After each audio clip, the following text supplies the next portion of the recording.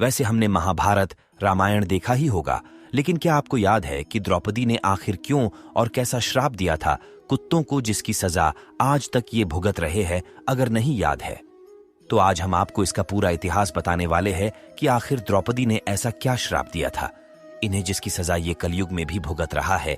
आज हम आपको इस बारे में एक रोचक कहानी बताने जा रहे हैं, जिसके बारे में शायद ही किसी को पता हो। तो इसके पहले अगर आप हमारे चैनल पर पहली बार देख रहे हैं तो चैनल को लाइक, शेयर, सब्सक्राइब जरूर करें, जिससे हम आपके लिए और अच्छी वीडियो लाते रहे।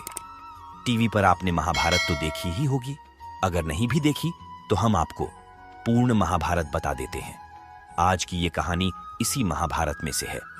कहानी की शुरुआत द्रौपदी विवाह से होती है।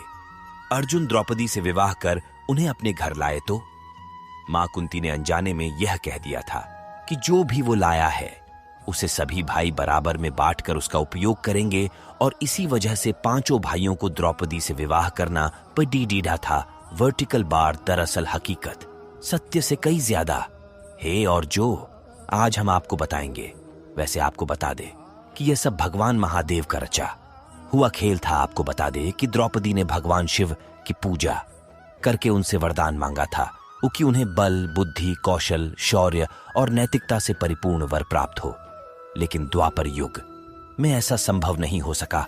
हर किसी न किसी व्यक्ति में कुछ न कुछ कमी होती थी, और इसी वजह से द्रौपदी को ये सारे गुण उनके अलग अलग पतियों में मिले, और इसी कारण उन्हें 5 पांडवों से शादी करनी पडीडीडी थी। और जब अर्जुन ने द्रौपदी को शादी करके घर लाए थे तो इसी कारण अनजाने में मां कुंती के मुंह से यह निकल गया कि इसे आपस में सब बांट लो, और अपनी मां कुंती का मान रखने के लिए पांडवों को द्रौपदी से शादी करनी पडीडीडी। और इसके बाद पांडवों में यह निर्णय लिया गया कि द्रौपदी प्रत्येक वर्ष किसी एक ही पांडव के साथ अपना समय व्यतीत करेंगी, और जो कोई भी इस निर्णय का दुरुपयोग करेगा उसे 1 वर्ष वनवास जाना होगा। और जब भी द्रौपदी किसी पांडव के साथ अकेले में समय व्यतीत कर रही होती तो दूसरे पांडव को उस कक्ष में आना वर्जित था।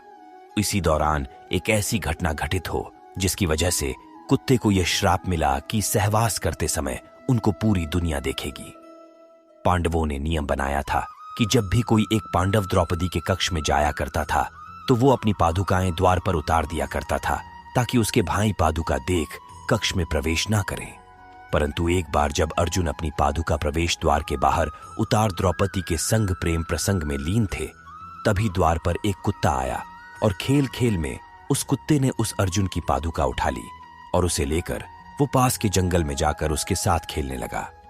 उसी दौरान भीम अपने कक्ष की ओर प्रस्थान कर रहे थे। उन्होंने देखा कि द्रौपदी के कक्ष के बाहर कोई पादुकाएं नहीं है, और वो द्रौपदी के कक्ष में प्रवेश कर गए। इस तरह से भीम को अपने कक्ष में देखकर काफी द्रौपदी शर्मिंदा हो गई, और बहुत ही क्रोधित होते हुए उसने भीम से कहा कि उसने कक्ष में प्रवेश कैसे किया जबकि अर्जुन उनके कक्ष में है। इस पर भीम ने बताया कि बाहर कोई पादुका द्वार पर नहीं रखी है। दोनों भाई कक्ष के बाहर, और उन्होंने पादुकाओं को खोजना शुरू कर दिया। ढूंढते ढूंढते वे पास के जंगल में पहुंच गए।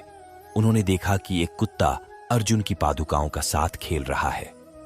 द्रौपदी इस बात से बहुत ही लज्जित महसूस कर रही थी और उतनी ही क्रोधित भी थी, तो उसने क्रोध में आकर कुत्तों को यह श्राप दे दिया कि जैसे आज मुझे भीम ने सहवास करते देखा है, उसी तरह तुम्हें सारी दुनिया सहवास करते देखेगी। तभी से माना जाता है कि कुत्ते सहवास करते समय लोक लज्जा की चिंता नहीं किया करते हैं।